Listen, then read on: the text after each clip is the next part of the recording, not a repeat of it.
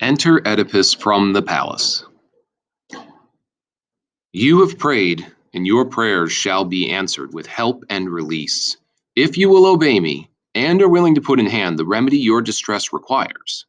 I speak as a stranger, except by hearsay, to what is past and the story that has been told. Without this clue, I should make but little headway in my search. Therefore, as a citizen newly received among you, it is to you, Thebans, I make this proclamation. If any one of you knows whose hand it was that killed Bias, the son of Labdacus, let him declare it fully now to me. He pauses. There is silence.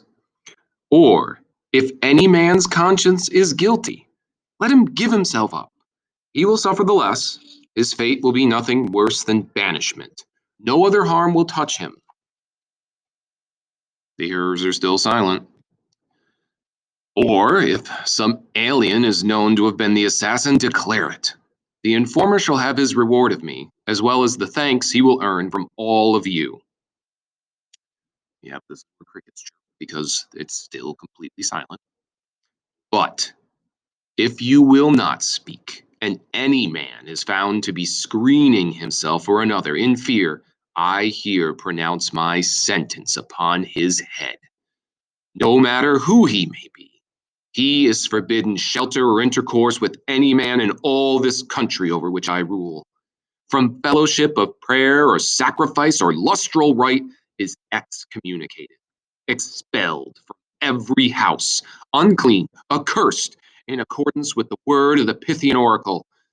Thus I shall have done my duty to the god and to the dead. And it is my solemn prayer that the unknown murderer and his accomplices, if such there be, may wear the brand of shame for their shameful act, unfriended to their life's end. Nor do I exempt myself from the imprecation, if, with my knowledge, house or hearth of mine receive the guilty man, upon my head lie all the curses I have laid on others. It is for you to see this faithfully carried out, as in duty bound to me and to the god and to our suffering, plague-tormented country. Indeed, I am surprised that no purification was made, even without the express command of heaven. The death of a man so worthy, and your king, should surely have been probed to the utmost. Be that as it may, now that I hold the place that he once held, his bed, his wife, whose children had fate so willed, would have grown to be another bond of blood between us. And upon him, alas, has this disaster fallen. I mean to fight for him now as I would fight for my own father, and leave no way untried, to bring to light the killer of Laius, the son of Labdacus, the son of Polydorus, the son of Cadmus, the son of Agenor. The gods curse all that disobey this charge. For them the earth be barren of harvest. For them women be childless. And may this present calamity, and worse than this, pursue them to their death. For the rest, you sons of Cadmus who are on my side, may justice and all the gods be with you forever. Under your curse, O king, I make bold to answer. I am not the man, nor can I point him out. The question came from Phoebus, and he, if anyone, could tell us who the offender is. No doubt, but to compel a god to speak against his will is not in mortal power. I have another thing to say. Say on. Second or third thoughts, we will hear them all.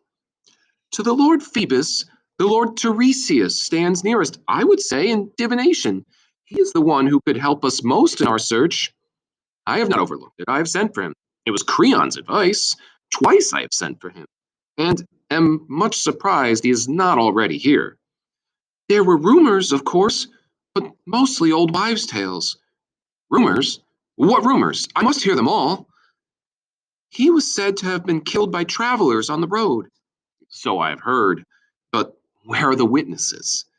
He'd be a bold man, sir, that would pay no heed to such a curse as yours when he had heard it. Will he fear words that did not shrink from the deed?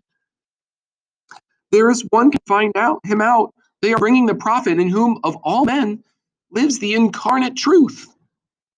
Enter Tiresias, blind, led by an attendant. Tiresias, we know there is nothing beyond your ken. Lore, sacred and profane, all heavenly and earthly knowledge are in your grasp.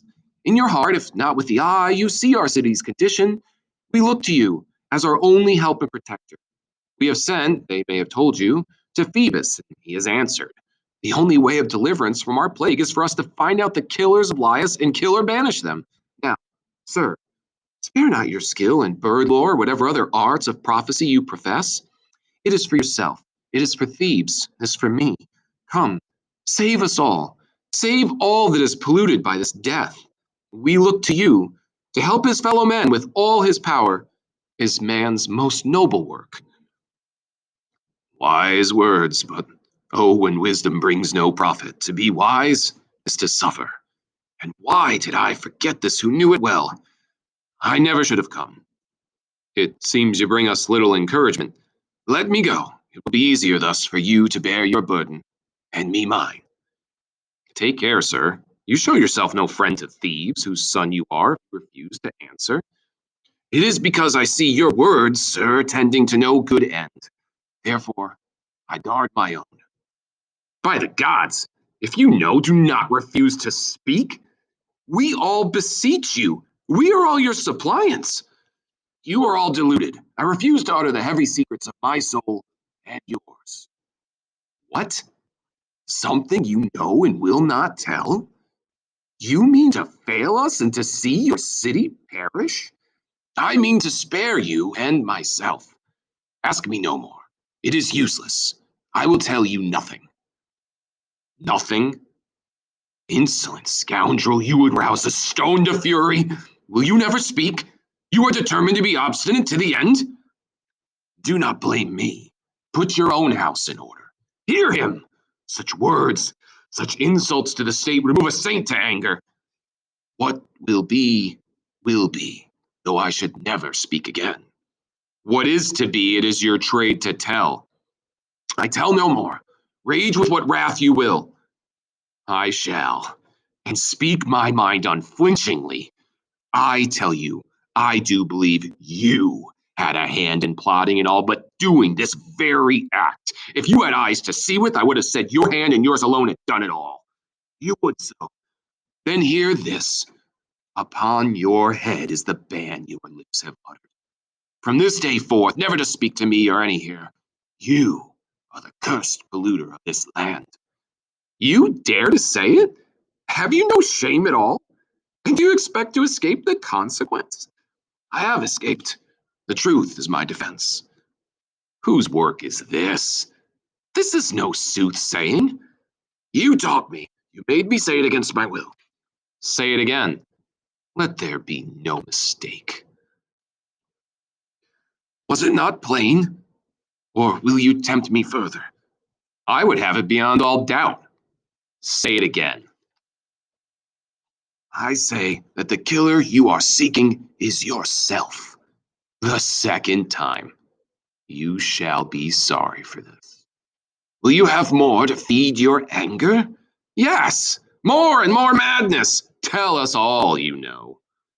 I know, as you do not, that you are living in sinful union with the one you love, living in ignorance of your own undoing.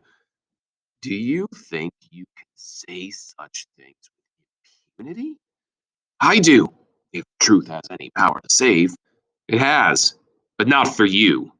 No, not for you, you shameless and brainless, sightless, senseless sot. You are to be pitied, uttering such taunts as all men's mouths must some day cast at you. Living in perpetual night, you cannot harm me, nor any man else that sees the light. No, it is not for me to bring you down. That is in Apollo's hands, and he will do it. Creon. Was this trick his, then, if not yours? Not Creon either. Your enemy is yourself. Ah, riches and royalty and wit matched against wit. In the race of life, must they always be mated with envy? Must Creon, so long my friend, my most trusted friend, stalk me by stealth and study to dispossess me of the power this city has given me, freely given, not of my asking, setting this schemer on me, this peddler of fraudulent magical tricks, with eyes wide open for profit, but blind in prophecy? What was your vaunted seercraft ever worth? And where were you when the dog-faced witch was here? Had you any word of deliverance then for our people? There was a riddle too deep for common wits. A seer should have answered it. But answer came there none from you. Bird lore and godcraft all were silent until I came. I, ignorant Oedipus, came and stopped the riddler's mouth, guessing the truth by mother wit, not bird lore. This is the man whom you would dispossess, hoping to stand nearest to Creon's throne? You shall repent, you and your fellow plotter, of your zeal for scapegoat hunting. Were you not as old as you appear to be, sharp punishment would soon convince you of your wickedness. Sir, to our thinking, both of you have spoken in the heat of anger. Surely this is not well, when all our thought should be how to discharge the god's command. King though you are, one right to answer makes us equal, and I claim it. It is not you, Loxias, whom I serve, nor am I bound to Creon's patronage. You are pleased to mock my blindness. Have you eyes and do not see your own damnation? Eyes and cannot see what company you keep? Whose son are you? I tell you, you have sinned, and do not know it, against your own on earth and in the grave. A swift and two-edged sword, your mother's and your father's curse, shall sweep you out of this land. Those now clear-seeing eyes shall then be darkened. Then no place be deaf, no corner of Citharon echoless to your loud crying when you learn the truth of that sweet marriage song that hailed you home to the fair-seeming haven of your hopes, with more misery than you can guess, to show you what you are, and who they are that call you father. Rail as you will at Creon and at my speaking. You shall be trodden down with fouler scorn than ever fell on men. Shall I bear more of this? Out of my sight, go, quickly go. Back where you came from, go. I will. It was your wish brought me here, not mine. Had I known what madness I was to listen to, I would have spared myself the trouble. Mad I may seem to you. Your parents would not think me so. What's that? My parents? Who then gave me birth? This day brings you your birth and brings you death. Man, must you still wrap up your words in riddles? Were you not famed for skill at solving riddles? You taunt me with the gift that is my greatness, your great misfortune, and your ruin. No matter. I have saved this land from ruin. I am content. Well, I will go. Your hand, boy. Take me home. Well, we well can spare you. Let him take you home. When I have said my all, thus to your face, fearful of nothing you can do to me, the man for whom you have ordered hue and cry, the killer of Laius, that man is here, passing for an alien, a sojourner here among us, but as presently shall appear a Theban born to his cost. He that came seeing, blind shall he go, rich now, then a beggar, stick in hand, groping his way to a land of exile, brother as it shall be shown, and father at once to the children he cherishes, son and husband to the woman who bore him, father killer and father supplanter. Go in and think on this. When you can prove me wrong, then call me blind. From the Delphian rock, the heavenly voice denounces the shedder of blood, the doer of deeds unnamed. Who is the man? Let him fly with the speed of horses racing the wind, the son of Zeus, armed with his fires, his lightnings, leaps to destroy. and the fates sure-footed close around him. Out from the snowy dawn on high Parnassus, the order flashed to hunt a man from his hiding. And where is he? In forest or cave, a wild ox roaming the mountains, footing a friendless way? But the deathless voices live in his ear. From the heart of earth they cry against him. Terrible things indeed has the prophet spoken. We cannot believe, we cannot deny. All's dark. We fear, but we cannot see what is before us. Was there a quarrel between the house of Labdacus and the son of Polydorus, or Polybus? None that we ever knew, for which to impute the name of Oedipus, or seek to avenge the house of Labdacus, the undiscovered death. All secrets of earth are known to Zeus and Apollo, but of mortal prophets that one knows more than another, no man can surely say. Wisdom is given to all in their several degrees. I impute no blame till blame is proved. He faced the winged enchantress and stood to test, winning golden opinions. Never, therefore, will I consent to think him other than good. And thus ends the exposition.